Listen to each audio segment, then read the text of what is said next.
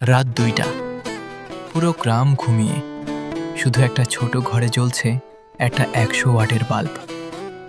সেই আলোয় বসে আছে রবি, চোখ লাল, সামনে পুরনো একটা ল্যাপটপ আর পাশে কিছু ছেঁড়া খাতা। সবাই তাকে বলে ব্যর্থ ছেলে, পরীক্ষায় ফেল করেছে, চাকরি পায়নি, বন্ধুরা এড়িয়ে গেছে, আত্মীয়রা বলে এর দ্বারা কিচ্ছু হবে না। কিন্তু কেউ জানে না এই ১০০ ওয়াটের আলোটা শুধু ঘর আলোকিত করছে না, রবির ভেতরের অন্ধকারের সাথেও লড়াই করছে।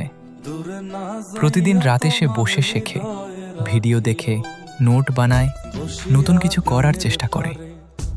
অনেকবার হেরে গেছে, অনেকবার কেঁদেছে, কিন্তু হার মানেনি।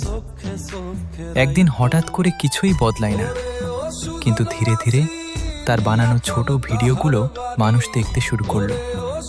একটা কাজ পেল অনলাইনে, নিজের টাকায় প্রথমবার মাকে একটা শাড়ি কিনে দিল।